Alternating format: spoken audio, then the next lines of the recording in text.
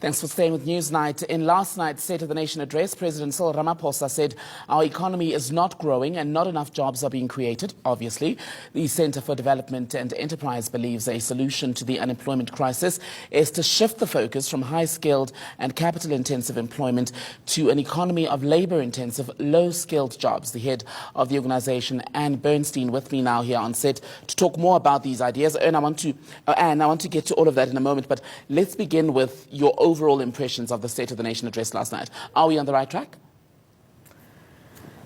Well, I think it was a missed opportunity. That would be my overall view. Lots of nice-sounding words. The President's a good orator, but I don't think he told us we were going to make tough choices, but he then didn't make any.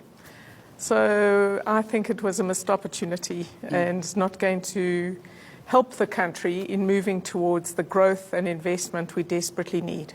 You're quite against what you call a high-skilled and capital-intensive employment concept. Why is that so detrimental to our unemployment picture in particular? Well, for the last 20, 25 years, we've chosen an approach. The government has chosen an approach to our economy which you can characterize as high-skilled, high-wage.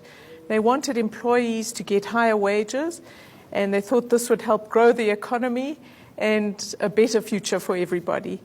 And it just hasn't worked, and it hasn't worked anywhere else in the world.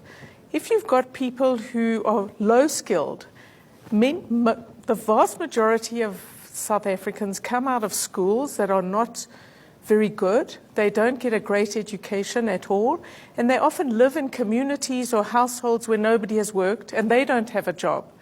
So this is not a high-skilled population. We have to, of course, grow every part of our economy, from the cutting-edge companies, but we also need to open up space for labour-intensive manufacturing, for the kind of sectors in the economy that in every other country have grown millions of jobs, which are available for first-time employees, and they can learn on the job. And that's what we are stopping in this country. The reality, though, is that unskilled or low-skilled, as the majority of South Africans are, these are South Africans that live in a country where the cost of living is terribly high, so they do need to earn a decent living wage. So how do you balance that with what you're saying should be lower-paying jobs, which essentially would just be a means of getting people in employment, but not necessarily paying them well enough to improve the quality of life?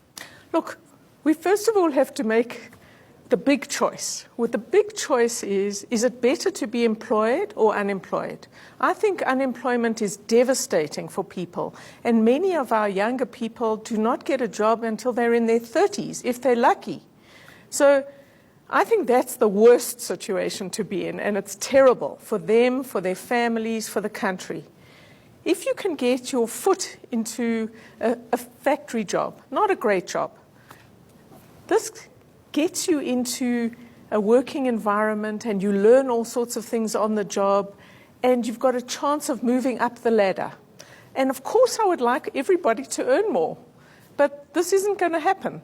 And the more we talk about, Trevor Manuel once put it, the more adjectives we put in front of the word jobs, the less jobs you'll get. So you and I can discuss what we'd really like in a perfect world, but that is not how economies work.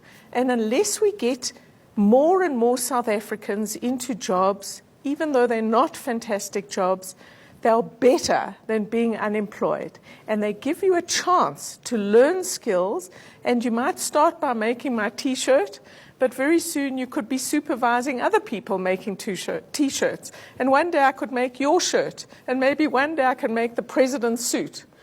So there's an upward trajectory, whereas if you're unemployed, you're absolutely nowhere, and you're going nowhere. I can hear the unions, though, and saying what you are advancing is a pro-business, pro-capital policy in essence, and that really, at the end of the day, the only people who would benefit are those who are taking home the profits. Well, I disagree with that. I think if you talk to any employer who has offered a job publicly in the last 10 to 15 years, they are overwhelmed with applications. So let workers and potential workers vote with their feet. Nobody's forcing them to take a job, but they're desperate for employment. Think of it this way. Over the last 10 years, we had 2 million more young people joining the labour force, but 500,000 less people in employment. This is devastating. So we have one of the highest youth unemployment rates in the world, and partly, I would argue, it's because there is this view that we only want decent jobs in South Africa. So we give incentives to capital. We give incentives to you buying a machine rather than hiring more workers. And look at Ethiopia. They're one of the poorest countries in the world, and a few years ago they decided we are going to open ourselves up to foreign investment in factories for very low, unbelievably low wage jobs. But this is something, and it's better than what people had before. I want to get your view on something else. We are covering here on ENCA the news coming from MultiChoice. Over 2,000 of its walk-in centre and call centre staff being given retrenchment notices, a negotiation process now set to continue. This all having to do with the fact that more and more of us are now using our computers or our cell phones to access the services that they would render. Given the setup of our economy and just the skills mix, is there any intervention available to the state to stave off, for as long as possible really, the advances in technology that will ultimately wipe out entire industries? Look, the most important thing is to make South Africa a more attractive place for investors. Not because they're the only people who count, but because without investment from domestic and foreign companies, our economy is in deep trouble. So in the last quarter, we lost 237,000 jobs. At the end of the job summit last year, we were told we would get 275,000 jobs in a year.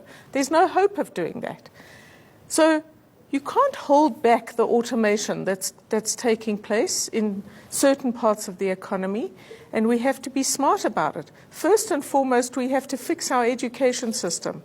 I am in favor of thinking about how we're going to help people transition from the kind of jobs that they're doing now, more manual, let's call them, to a more automated sort of situation. Are companies doing enough to make that happen? This doesn't work. Well, this doesn't work very effectively in much richer countries in South Africa, but I think it's certainly worth thinking about how one can do it and what the responsibilities are of the company and of the state. The state's run out of money, so it's not just 2,000 today, it's the 237,000, and it's going to grow. So we're in this terrible situation where on the one hand we're not providing jobs, entry-level jobs for people with very few skills through no fault of their own. On the other hand, we're starting to see people losing jobs because of automation, and you and I choose to do things differently. We have to get much faster growth. That's the most important thing. Right. Secondly, it has to be much more labor-intensive growth, and it has to be jobs that many people in government and the unions are saying aren't good enough for South Africa, and I'm saying, gee, I think they're a lot better than unemployment, and they lead to better things. And those firms that start off with, low-skill manufacturing firms, very soon they're assembling cell phones, and they're doing electronic things, and they're helping the country and its firms become more sophisticated to deal with this automation revolution. And you could clearly talk about this subject all night.